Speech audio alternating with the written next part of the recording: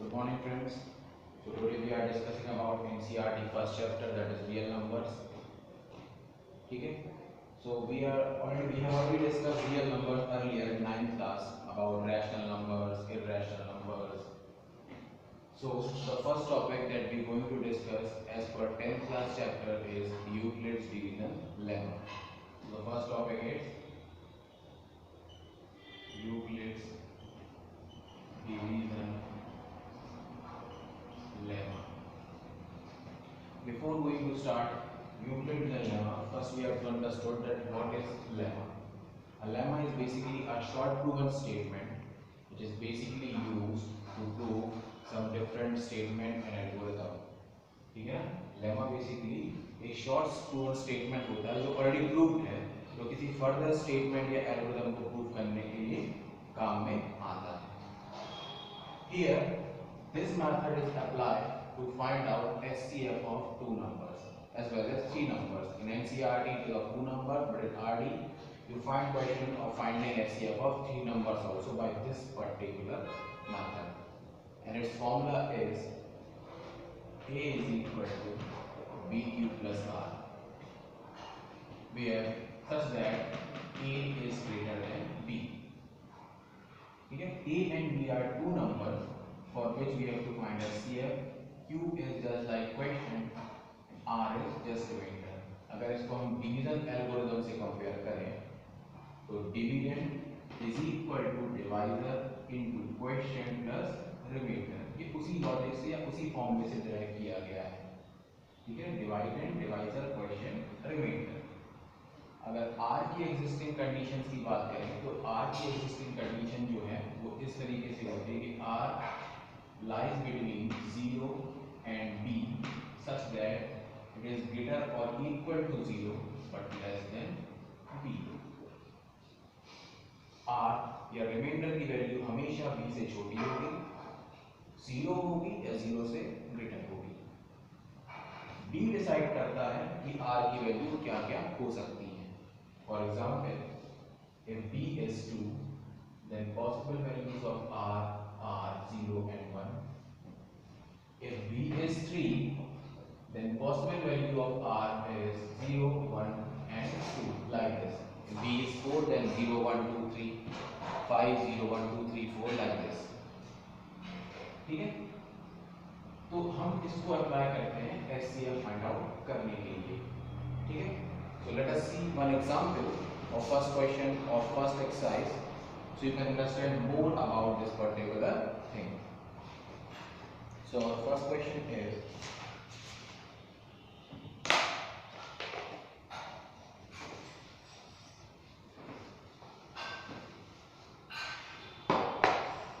find out SCF of two numbers.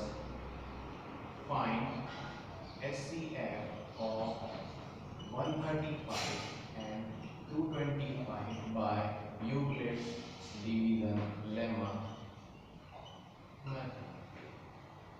ठीक है, हमें दो नंबर्स का फाइंड आउट करना है SCF Euclid's division lemma method से. तो जैसे कि अपन ने देखा था कि दो नंबर्स होते हैं A एंड B. ठीक है, तो formula A is equal to BQ plus R.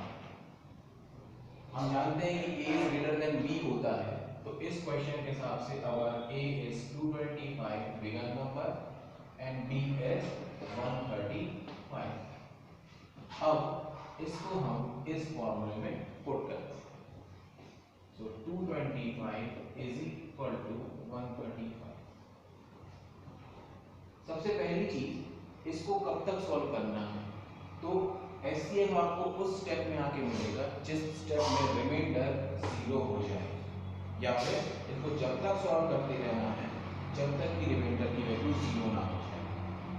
जब भी आपको कोई क्वेश्चन आएगा SCF दो नंबर्स का इस फॉर्म में, तो ऐसा कोई क्वेश्चन नहीं होगा जिसमें SCF 0 ना हो, सॉरी जिसमें रिमाइंडर 0 ना हो. तो रिमाइंडर 0 होगा ही होगा, उस पॉइंट पे आपको SCF मिल पाएगा. So 225 is equal to 135. अब 135 से अगर 225 को डिवाइड करें तो 135 1 सा 135, 135 to the 270. Since 270 is greater than 225, so 135 one का 135 हमको लेना पड़ेगा, वो अगर 270 करते हैं तो वो इससे डिविजिबल नहीं हो पाएगा, तो 135 वन का 135। तो इसको हम इससे डिवाइड करेंगे तो हम देखेंगे रिमाइंडर कितना बच रहा है, तो 225 माइनस 135 90, तो रिमाइंडर कितना बच गया 90। नेक्स्ट स्टेप में, अब नेक्स्ट स्टेप में क्या होता है, जो आपका b है वो a की प्लेस पे आता है, जो b है वो a की प्लेस पे आएगा, और जो रिमाइंडर है वो b की तरह काम करेगा। यानी अगले स्टेप पे क्या होता है, जो b है it acts like a and reminder it acts like b, तो 90 a और b हमारे डिफाइन। अब 91 का 90 डिविजिबल, 92 का 180 नॉट डिविजिबल, तो कितने टाइम्स करना पड़ेगा आगे 1 टाइम्स, 91 का 90, तो 135 minus 90 reminder is 45। Next step again b जो है वो कैसे काम करेगा a की तरह, और जो r है वो कैसे काम करेगा b की तरह। 45 1 का 45, 45 2 का 90, तो 2 टाइम्स से कंप्लीटली डिविजिबल हो रहा है, और जैसे ही कंप्लीट डिविजिबल हो गया तो रिमाइंडर क्या हो गया 0। ये 0 रिमाइंडर क्या इंडिकेट कर रहा है कि ये आपका आखिरी स्टेप था। इसमें जो b होगा, इसमें जो b होगा that is SCF of two numbers, that is 135 225, या a b के फॉर्म में लिखें तो 225 135 इज 45। यानी एंड स्टेप जब रिमाइंडर 0 हो जाए उस स्टेप में जो हमारी b की वैल्यू होगी वो कहलाएगी SCF गिवन टू नंबर्स का। तो इस तरीके से हमको SCF फाइंड आउट करना है by the method called Euclid's division lemma. दो और क्वेश्चंस हैं इसमें, आप उसको ट्राई कर सकते हैं बिल्कुल इस तरीके से और उसका SCF फाइंड आउट कर सकते हैं। फिर हम बात करते हैं सेकंड क्वेश्चन की। सेकंड क्वेश्चन जो एक्सरसाइज का है वो है आपका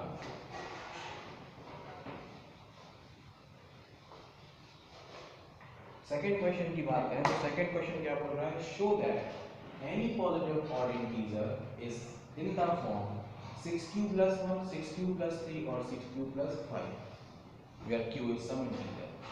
तो सेकंड क्वेश्चन क्या बोल रहा है, शो करो कि कोई भी पॉजिटिव ऑड इंटीजर, कोई भी पॉजिटिव ऑड इंटीजर जो है, ध्यान देना positive odd integer, any positive odd integer is in the form 6q plus 1 6q plus 3 और 6q plus 5। तो वो कह रहा है कि कोई भी पॉजिटिव ऑड इंटीजर किस किस फॉर्म में हो सकता है, 6q plus 1 और 6q plus 3 और 6q plus 5। अब जब इस टाइप के क्वेश्चंस को आपको सॉल्व करना है, हो सकता है आपको कोई question even positive even integers के आ जाएं, सिंपल पॉजिटिव इंटीजर्स के भी आ सकते हैं, ऐसे सारे क्वेश्चंस हैं। तो आपको सबसे पहले इन क्वेश्चन में ये चीज देखना है कि इसमें कॉमन क्या है। आप बोलते हैं 6q plus 1 6q plus 3 6q plus 5, तो जैसे ही आप इसको कंपेयर करते हो यूक्लिड्स डिवीजन लेमा से, तो आप अगर यहाँ से अगर हम देखें तो 6q plus 1 6q plus 3 6q plus 5, यानी b जो है इससे कंपेयर करें तो हमारा b जो है इस क्वेश्चन के हिसाब से वो क्या बन रहा है 6, यानी अगर अपन कंपेयर करें तो here b is equal to 6। कैसे डिसाइड किया आपने, 6q plus 1 6q plus 3 6q plus 5 जो चीज गिवन है, मान लो कहीं 4q plus 1 4q plus 2 होता तो हमारा b क्या होता 4, कहीं 9q 9 plus 1 9q plus 3 होता तो हमारा b कितना होता 9। यानी ये जो कॉमन चीज है वो आपको इंडिकेट करेगी इस फॉर्मूले के हिसाब से कि भाई आपकी b की वैल्यू क्या है, क्योंकि जब तक b नहीं मिलेगा तब तक आप r की वैल्यू डिसाइड नहीं कर पाओगे। ठीक है, तो b is equal to 6, so the possible values of r are 0 1 2 3 4 and 5। किस रूल से, 0 less than equal to r less than b। मैंने पहले ही समझाया था आपको कि r की वैल्यू डिसाइड होती है b से। r 0 या 0 से बड़ा होगा बट b से डेफिनेटली छोटा होगा, तो b हमारे यहाँ पे क्या है 6। ये 6 का इंडिकेट कर रहा है कि possible values of r are 0 1 2 3 4 5 as per this condition. Further क्या होता है, जैसे ही आप b को देख के r की वैल्यू डिसाइड करते हो तो हर एक r की वैल्यू के लिए आपको सारे केसेस डिस्कस करने पड़ते हैं। r की वैल्यू 0 के लिए, 1 के लिए, 2 के लिए, लाइक दिस। और उन सारी वैल्यूज पे हम डिसाइड कर पाएंगे कि ये कंडीशन कहाँ कहाँ ट्रू हो रही है। सबसे पहले हम देखते हैं इसी फॉर्मूले के हिसाब से। First case for r is equal to 0। अगर r 0 होगा तो इस फॉर्मूले में अगर मैं रखने को आपसे कहूं तो आपका answer a is equal to b is 6 तो 6 cube plus 0। 0 is nothing but, इसको डायरेक्ट ऐसे ही बोलो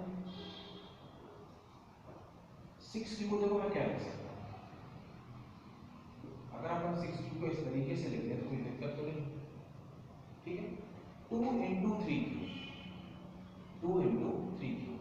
आप जानते हो कि किसी भी नंबर के, किसी भी नंबर, कैसा भी नंबर, अगर उसके मल्टीपल में 2 है, इसका मतलब that particular number is divisible by 2। देखो एक चीज होती है, किसी भी चीज को अगर हम ऑड बोले या इवन बोले तो उसको डिसाइड करने का सिंपल सा रूल क्या है कि वो सारे नंबर जो 2 से डिविजिबल हो जाएं वो कहलाते हैं even, and those number which are not divisible by 2 are known as odd number. वही फंडामेंटल हम यहां भी अप्लाई करेंगे, क्योंकि इस पर्टिकुलर 3 क्यूब की वैल्यू क्या है दैट आई डोंट नो, ठीक है। 3 क्यूब की वैल्यू क्या हो सकती है वो हम अभी नहीं कह सकते, बट इतना श्योर है कि 3 क्यूब के मल्टीपल में 2 है, इसका मतलब ये पर्टिकुलर नंबर 2 से डिवाइड हो सकता है, और अगर ये 2 से डिवाइड हो सकता है तो ये कैसा कहलाएगा, इवन। तो अपन क्या लिख सकते हैं, डिविजिबल बाय 2, तो ये क्या हो जाएगा आपका इवन। आपको सिर्फ टाइप ही चेक करना है ऑड इंटीजर्स के लिए। तो ये आपका हो गया फर्स्ट केस।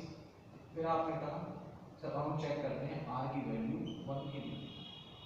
जैसे ही आपने r को 1 रखा तो इस फॉर्मूले के हिसाब से क्या हो जाएगा 6q प्लस r को क्या पुट कर दिया आपने।